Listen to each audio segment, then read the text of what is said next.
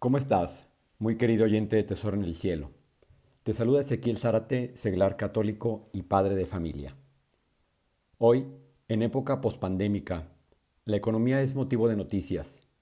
La casi recesión de Estados Unidos, lo encarecido de la logística internacional, la falta de procesadores, los bancos centrales aumentando la tasa de interés para contener la inflación, en fin, tantos motivos para que los factores económicos estén exacerbados, lo cual hace difícil ver un panorama favorable. Sin embargo, hay una solución. Habiendo la disposición de todos los actores para concurrir en una economía del bien común, desafío que no es un tema menor, ya que implica que todos estemos dispuestos a sacrificar algo bajo la visión de la solidaridad para que todos salgamos ganando.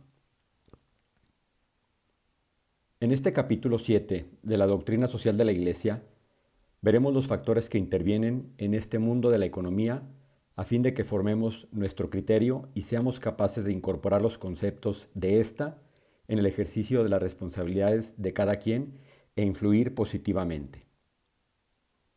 Pues sin más preámbulo, comencemos. Parte 1. Aspectos bíblicos.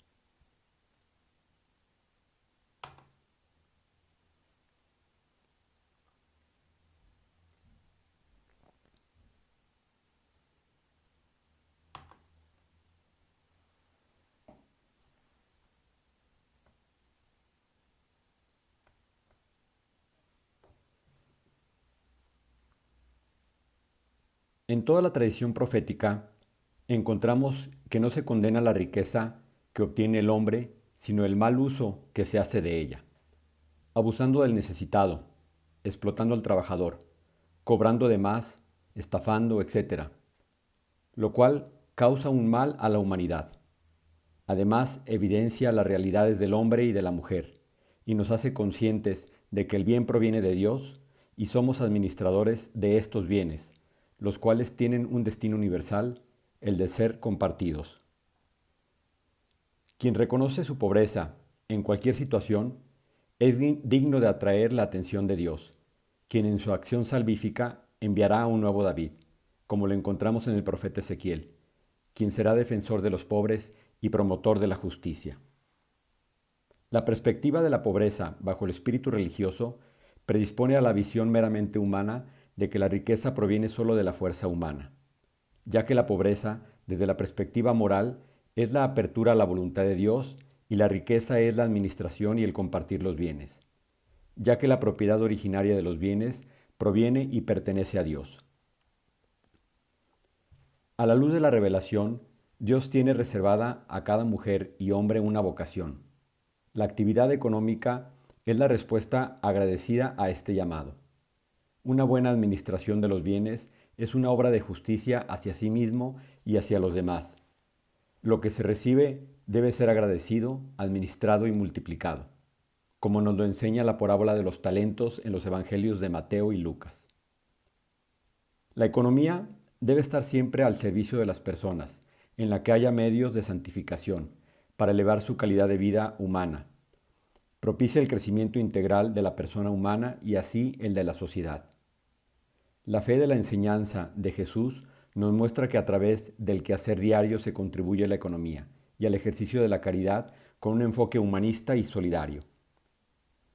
Como ya lo hemos visto anteriormente, uno de los principios de la doctrina social de la Iglesia es el destino universal de los bienes, los cuales, habiéndolos adquirido de manera legítima, tienen este fin último, el de ser compartidos. A lo largo de la historia, los padres de la Iglesia como San Agustín, Santo Tomás de Aquino, etc., han insistido en sus escritos el hecho de que más que lograr un cambio en las estructuras sociales, el verdadero cambio se suscita en la transformación de las conciencias del creyente. De esta misma manera, la doctrina social de la Iglesia es lo que pretende que tú y yo tengamos una nueva mentalidad inspirada por estos conceptos y enseñanzas. Parte 2. Moral y economía. El hombre es el principio y el fin de la actividad económico-social. Así lo dijo el Concilio Vaticano II y el Catecismo nos dice, porque el fin de la economía no es en ella misma, sino su destinación humana y social. Tradicionalmente el enfoque de la economía ha sido muy parcial, el de contabilizar la producción de bienes materiales y de servicios, y por tanto se ha quedado muy corto en su alcance. La economía no debe ser disociada de la moral. Veamos cómo lo dijo el Papa Pío XI en su encíclica Quadragésimo Año. Nos dice: aun cuando la economía y la disciplina moral, cada cual en su ámbito, tienen principios propios, a pesar de ello es erróneo que el orden económico y el moral estén tan distanciados y ajenos entre sí, que bajo ningún aspecto dependa aquel de éste. Las leyes llamadas económicas, fundadas sobre la naturaleza de las cosas y en la índole del cuerpo y del alma humanos, establece desde luego con toda certeza que fines no y cuáles sí, y con qué medios puede alcanzar la actividad humana dentro del orden económico. Pero la razón también, apoyándose igualmente en la naturaleza de las cosas y del hombre individual y socialmente considerando, demuestra claramente que a este orden económico en su totalidad le ha sido prescrito un fin por Dios Creador.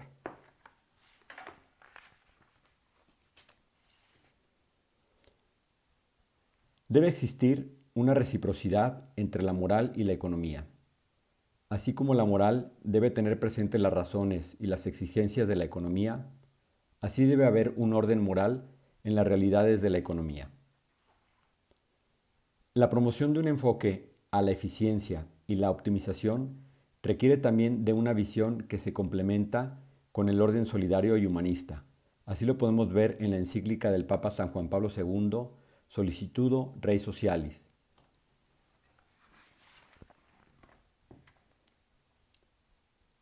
La dimensión moral de la economía hace entender que la eficiencia económica y la promoción de un desarrollo solidario de la humanidad son finalidades estrechamente vinculadas, más que separadas o alternativas. No es aceptable un crecimiento económico obtenido con menoscabo de los seres humanos, de grupos sociales y pueblos enteros, condenados a la indigencia y a la exclusión. La expansión de la riqueza, visible en la disponibilidad de bienes y servicios, y la exigencia moral de una justa difusión de estos últimos, deben estimular al hombre y a la sociedad en su conjunto a practicar la virtud esencial de la solidaridad, para combatir con espíritu de justicia y de caridad donde quiera que existan las estructuras de pecado, que generan y mantienen la pobreza, el subdesarrollo y la degradación.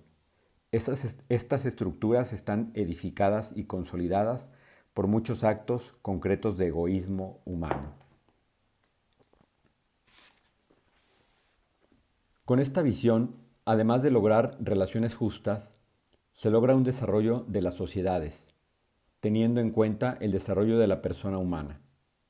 Esto requiere de un compromiso de cada uno de los actores, así como la denuncia cuando se comete una falta a estos principios. Todo lo anterior hace que el desarrollo de la humanidad sea moralmente correcto.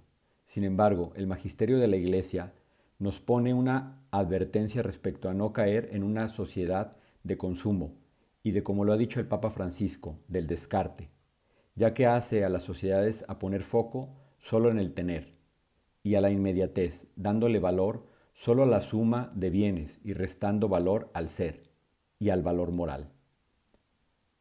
Es importante poner de relieve que si la economía de mercado se entiende como un lugar en donde existe la libertad de empresa y de propiedad privada, deberá existir siempre un sistema jurídico sólido, que tenga como fundamento la justicia, la ética y los principios morales.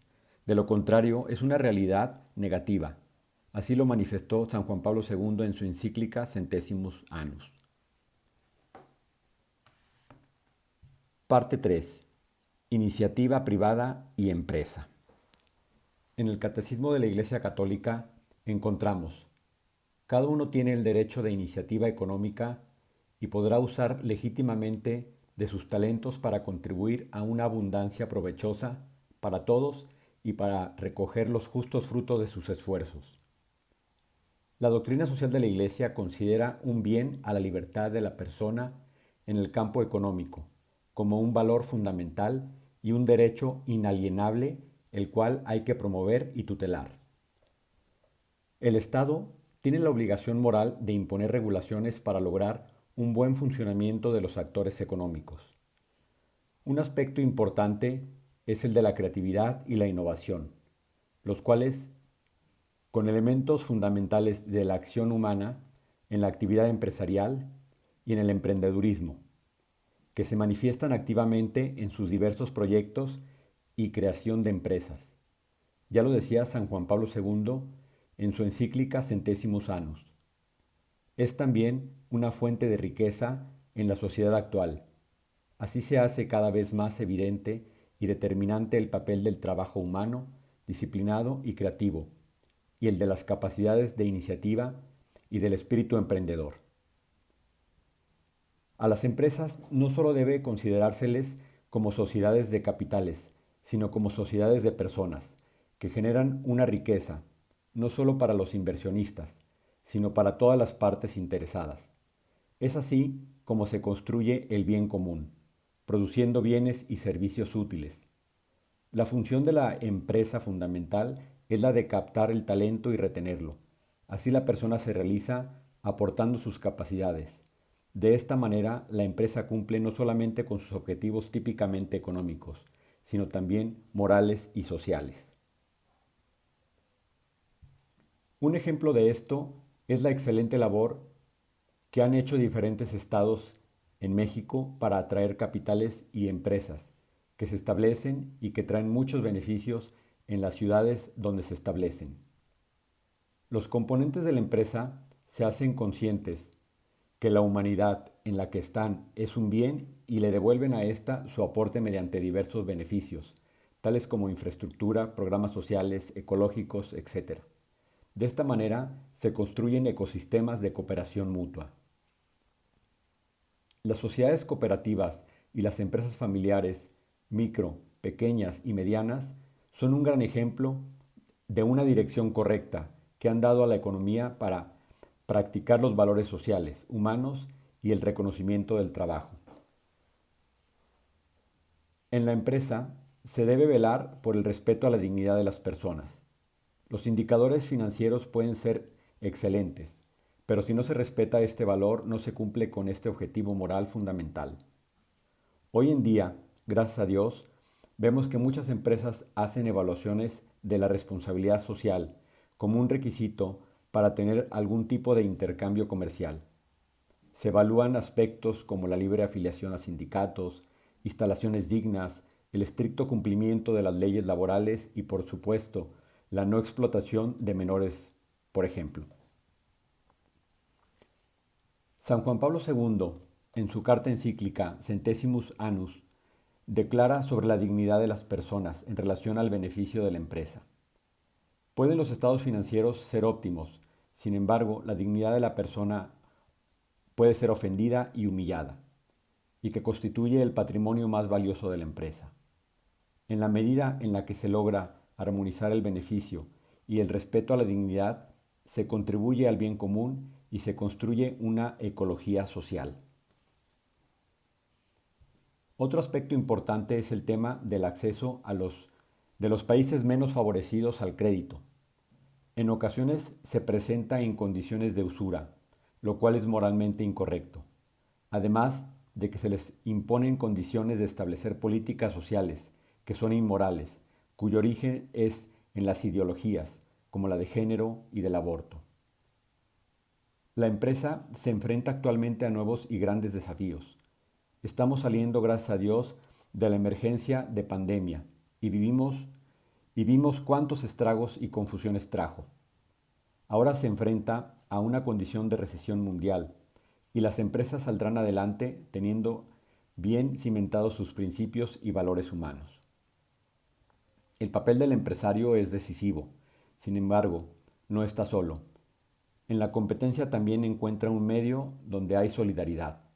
Con creatividad se logran construir gremios robustos que hacen frente a las adversidades en un cum petere, que es buscar juntos soluciones. El empresario ejercita valores humanos no solo de manera personal, sino de manera que le imprime a la organización estos valores, los cuales se permean al interior de la organización. Se ponen en práctica valores como la prudencia, la laboriosidad, la solidaridad, la diligencia y el acometer para el logro de los objetivos, así como la ecuanimidad para enfrentar las problemáticas con las soluciones que éstas implican. De manera especial, este valor de la responsabilidad, el cual ha de ser ejercida a la luz de la moral, que debe guiar la constante toma de decisiones. La doctrina social de la Iglesia insiste en infundir al empresario el valor de la familia, el cual ha de ser favorecido y privilegiado en su gestión, cuidar de manera especial de las madres trabajadoras, apoyando el ejercicio de su maternidad. La doctrina social de la Iglesia promueve el que se lleven a cabo inversiones en lugares estables y seguros, que ofrecen las condiciones en donde se da el valor adecuado al trabajo. Parte 4. Instituciones económicas al servicio del hombre. Los recursos naturales son finitos, así que debe haber una manera responsable de su explotación y su empleo, de la manera más racional posible. San Juan Pablo II, en Centesimus Annus, nos dice: el libre mercado sea el instrumento más eficaz para colocar los recursos y responder eficazmente a las necesidades. El actuar del libre mercado es una consecuencia de la libertad de la persona. Hace que el ecosistema económico se autorregule en excesos de ganancias, se ofrezcan los productos que mejor solucionen las necesidades de la persona y sobre todo prevalezca la justicia en las relaciones. Sin embargo, la doctrina social de la Iglesia siempre recomendará que el mercado se sujete y circunscriba a la moral, en la que la persona humana debe considerarse en su integralidad y no como mero productor y como consumidor. El Estado debe intervenir hasta donde sea necesario, siempre siendo un garante promotor de condiciones propicias para generar la economía que permita el desarrollo y el sustento de las personas. Siempre debe el Estado de promover la solidaridad acompañada de la subsidiariedad, ya que sin ella se habrá degenerado al puro asistencialismo. En momentos de crisis, el Estado está obligado a intervenir el tiempo estrictamente necesario. Es importante que el Estado se enfoque en hacer que existan las condiciones jurídicas que propicien una realidad de certidumbre, transparencia y de justicia para sus habitantes. El Estado deberá propiciar también en sus políticas el bien común y la participación de sus habitantes, para construir juntos y abstenerse de intervenciones arbitrarias que impidan el desarrollo de estos dos principios, en la vida empresarial y en el emprendimiento. Factor crítico de éxito, las finanzas públicas, ya que son las que permiten lograr la ejecución de planes y proyectos de los cuales el Estado es responsable, sobre todo con los que tienen que ver con los programas sociales orientados a los más desfavorecidos. Las finanzas públicas usadas de manera eficiente crean un círculo virtuoso en beneficio de la vida empresarial, del mercado y de sus ciudadanos. La función de los organismos intermedios es de suma importancia, ya que contribuyen en la consolidación y creación del bien con y a través de sus trabajos, de complementariedad al mercado y al Estado. Estos organismos se caracterizan por la solidaridad, asociacionismo y libertad que hay entre sus agremiados. En esta realidad de la economía debe estar presente la conciencia de los actores. En el caso de los consumidores, optar por productos sustentables, moderar las prácticas de compra, evitar lo superfluo y el consumismo. Más valioso aún, el no dejarse llevar por la cultura del tener, para privilegiar la del ser. Parte 5. Las res novae, cosas nuevas de la economía. Habíamos visto el fenómeno de la globalización en las dos últimas décadas. Ahora, en tiempos pospandémicos, vemos los efectos de este enfoque en la economía. Una inflación presente en muchos países, desabasto de componentes, elevados costos financieros, etc. Y más grave aún, las desigualdades sociales más marcadas y sin resolverse. Ante esta realidad, los desafíos se vuelven mayores. buscar la distribución de la riqueza llevando el desarrollo integral a las zonas más vulnerables, que permitan a estas regiones y comunidades beneficiarse con la práctica del destino universal de los bienes y de la extensión del bien común. En el tema del comercio, promover las buenas prácticas, dar acceso libre de discriminación a productos provenientes de lugares desfavorecidos. Esto mismo aplica en las prácticas internacionales, siempre con un enfoque de respeto y promoción a los derechos humanos. San Pablo VI, en su encíclica Populorum Progressio, nos dice: el libre intercambio solo es equitativo si está sometido a las exigencias de la justicia social. El sistema financiero debe implementar prácticas que también favorezcan el desarrollo de las regiones y zonas vulnerables, a través de la adopción de prácticas solidarias que permitan desarrollar su función en favor de su razón de ser. La función de la comunidad internacional, en esta era de tan compleja y alto intercambio económico, exigen la visión de participación, los gobiernos con un enfoque más allá de lo nacional y de sólidos criterios morales. La doctrina social de la Iglesia hace un llamado al desarrollo integral solidario que no solo está fundado en fomentar que las poblaciones nivelen sus condiciones a las de los países desarrollados, sino que exista una conciencia de la dignidad de la persona, el desarrollo de sus potencialidades y de su creatividad, así como es necesario que en países desarrollados se disminuyan manifestaciones de miseria, así en los países menos favorecidos erradicar las manifestaciones de egoísmo y de ostentación. Antes de concluir, quiero manifestar una observación personal y es concerniente a la últimamente tan escuchada inteligencia artificial, de la cual desconocemos todos los efectos que podrá traer en términos de economía y de intercambio comercial. Sin embargo, algunos líderes de opinión se han manifestado para que sea materia de estudio, para establecer regulaciones con un enfoque ético y moral. Finalmente, se deja el siguiente desafío para los actores que intervienen en la economía global: lograr establecer un criterio sociocultural en el que no se absolutice el valor de la economía, sino que se observe la dimensión ética y religiosa. El Catecismo de la Iglesia Católica nos dice en el numeral 2441: acrecentar el sentido de Dios y del conocimiento de sí mismo constituyen la base de todo desarrollo de la sociedad humana. Pues bien, muy querido oyente de Tesoro en el Cielo, espero que sea de utilidad esta información, que la hayamos comprendido, pero sobre todo que hagamos presente la verdad del Evangelio en nuestra vida, mediante nuestro compromiso en la sociedad. Sígueme, en las redes estoy como Ezequiel Zárate J. Si crees que este podcast puede servirle a alguien más, reenvíeselo. Dios te bendice, confía en Él.